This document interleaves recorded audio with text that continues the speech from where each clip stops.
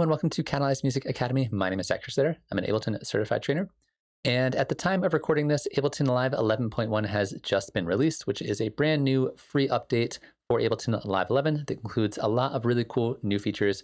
Things like updated native support for the Apple M1 chips, which I'm really excited about because I'm an M1 user. Some new devices, some new tweaks here and there. Lots of like really cool, nice, fun, little tiny updates, a lot of quality of life stuff, and a lot of bug fixes. So I'm pretty stoked about it. However, I do want to focus in on one of the new devices that I think is flying a little bit under the radar that I think deserves a little bit of attention, and that is going to be the Align delay. Before we dive into that, I do want to let you know that if you are enjoying the content on the channel, please feel free to like, comment, subscribe, all that kind of stuff. It is all greatly appreciated. And if you want to help support the channel, you can check out the Patreon where I do extra live streams and other cool stuff over there. So when taking a look at the Align delay itself, it's pretty straightforward. It's a delay device, except for it doesn't have any dry wet and doesn't have any feedback, which means it's basically going to take any sound that runs through it and just make it later in time. And there are three different modes here. We have time, which will be measured from 0 to 100 milliseconds. We have samples, which is 0 to 200 samples, which is only 4.7 or 4.17 milliseconds, and distance, which will delay your sound based off of how far it is in imaginary space, which is really cool. So we're gonna check these out one at a time real quick and then go over some examples of situations where I might start using this. So first off, if I just play a sound through it, this is a sample we're gonna be working with. Just a sample I grabbed from a live pack somewhere, running through a filter, coming in here. And you'll notice that if I start playing with the timing control here, it's not gonna sound that much different. It's just gonna literally delay it. So if we link our timings together, you won't really hear a difference. It's just gonna sound later in time. Basically sounds the same. If we unlink it and we have two different delay times, this serves as a really great way to kind of widen up our sound because we're gonna have the same sound coming through the speakers, but one is gonna be slightly offset from the other. So if I start this low and turn this up, you can hear it being widening up a little bit.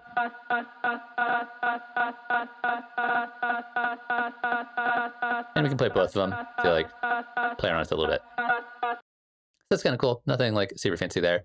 However, we will notice this much more if we layer this up with another sound that's playing basically the same thing. So if I have this track over here, the exact same track, except for no Align delay on it. So we play both at the same time, and then I start delaying it, you'll hear it even more. If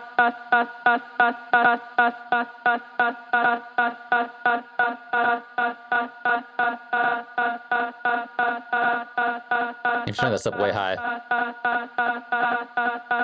you can hear it acting more like a delay where you have the original sound and then the delayed sound afterwards. That's kind of cool. And then over here, we have the same thing, but it's on a per sample basis. So it's based off of your current sample rate minus 48K. So if I turn this up all the way, it only gives us 4.17 milliseconds of delay, which is really not a whole lot. This one to me is like, I think, the least creative of the three different kinds of modes, in that you're mostly going to be using this to specifically offset if you had like something that is also offset by a certain number of samples and you know exactly how many samples it's offset by, you can use this to line things up. So it's more of like an alignment tool than anything else.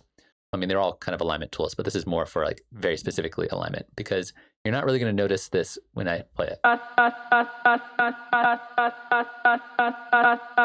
Pretty subtle.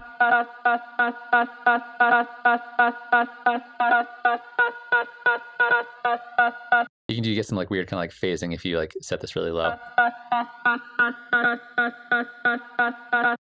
But not the most applicable for creative usages. And then we have distance. And this one I think is the most fun and the most creative because if I turn this up all the way, we get 291 milliseconds of delay, which is pretty noticeable.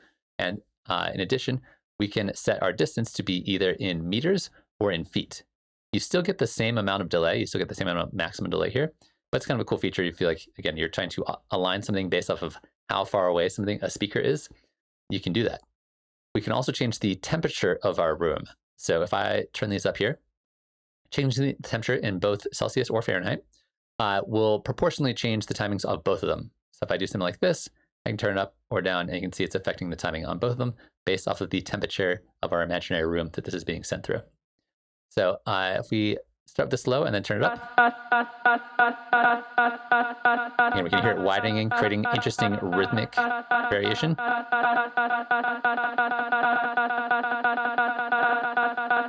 I turn this up or down.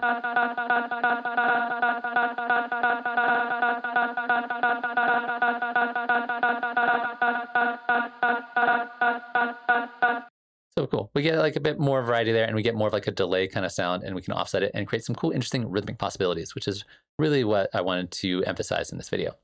So now that we've done that, it's really just kind of acting like a delay. So what I'm gonna do is on this version, maybe pitch it a little bit. So maybe I'll pitch it to like -3 semitones. So now it's gonna be playing the same thing pitched down a little bit late on both the left and right side.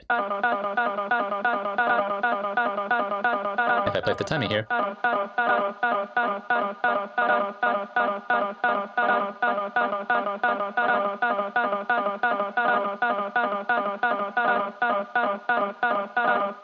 Which again creates like a more kind of an interesting contrast there. We get like things coming in different times, different pitches, which works out really well. And then we can layer that with like a more kind of rhythmic sound. And it sounds, it's working for me. It sounds kind of cool. And if I play with the timings a bit, we get different rhythms.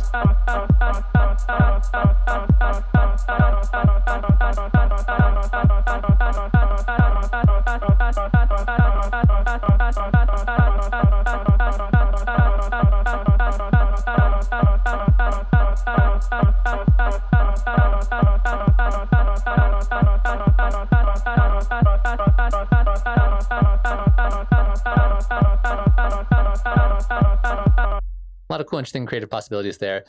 Super easy, super fun to play around with. So don't just think of the align delay as just like a straight up alignment tool or utility kind of tool. You can use it creatively and create interesting rhythmic possibilities within a sound. It really helps if you have something that already has kind of a rhythmic quality to it. And you can kind of move it around both left and right side, pitch things up, pitch things down. You could add different effects in here to kind of, again, move it around through the space. Maybe we'll toss some like reverb on it and see what happens. I